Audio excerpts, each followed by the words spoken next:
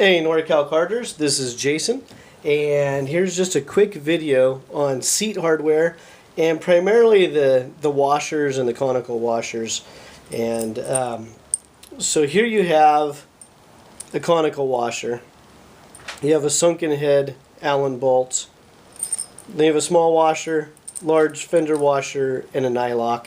So this is pretty standard when you're mounting a seat in a cart. The reason I wanted to do this quick video, and this video is brought to you by extrakartparts.com. So again, extrakartparts.com, and they have an eBay store. You can go check them out. So, the seat washers. Earlier today I was installing a seat in a cart, and a trick I learned a couple of years ago, instead of blasting the washers all over the place, so you have your washers, these ones happen to be plastic, but they come in aluminum, they come in steel. If you're a heavier guy, you might want the plastic ones just to save some weight, or maybe even titanium. They also have the aluminum spacers, and a lot of times the aluminum spacers will have a bunch of different thicknesses, so that will allow you to get a lot closer on the gap usually underneath the seat. It's 1.5 to 2 inches required to mount the seat. So some companies offer nice billet aluminum pieces, and there's also some nice plastic ones out there that are machined to different lengths.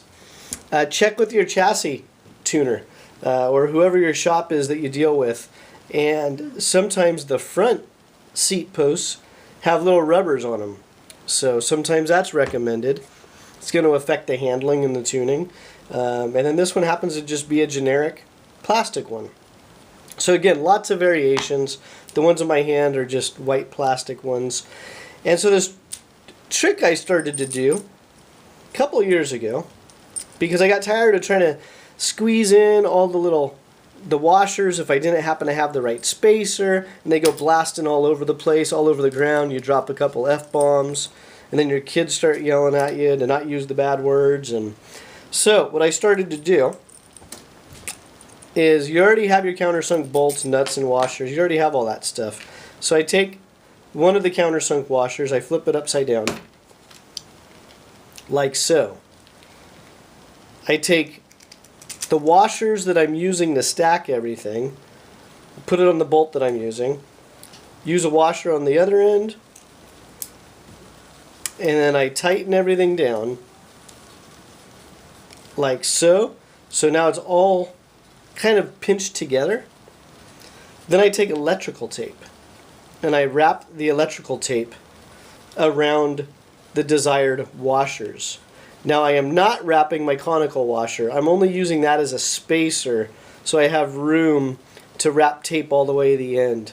And again, I started doing this trick a couple of years ago after losing washers and getting tired of it. So again, I just use the electrical tape. And who knows, if you have a TB cart, you could use maybe a white tape or green tape. If you have a CRG, you could use black or orange tape. If you have a GFC chassis, you could use black or white. If you have a Burrell chassis, you could use red. I think you get the point. So the electrical tape, I just do 1 or 2 layers right around it. That keeps everything nice and together, but that's after I've checked the distance. So once I know the distance and how many washers I need, then I wrap them with tape. Then when you go to install it, you're basically only messing with one stack. And that one stack is then easy to put underneath the seat, and then you don't lose it. The other thing you could do is take an Allen wrench and go from the bottom up on the Allen wrench to hold it in place while you're pushing your bolt from the top down. And with seats, it's very important that you don't over tighten the bolts in the hardware. You don't want to crack the seat. You don't want to break the plastic countersunk washers if they're plastic. You don't want to deform the seat or flex it so it's in a bind. So there's a little bit of a craft to installing a seat properly. And again, that's one of the tips I've picked up over the years. I just wrap them with electrical tape. And you also need to check if you are racing in a particular series. You will need to look up the rules. Many series nowadays actually have a rule for the fender washer size on the seat to avoid the seat strut pushing through the seat and entering your rib cage. So again, if you are racing or building a kart under a specific rule set, see if they actually have a fender washer rule. And they started adopting that about 4 or 5 years ago here in the US with different series. The other thing too, I've always used fender washers that are bigger than my stack because it spreads the load out. You're dealing with fiberglass versus metal. Metal will always win.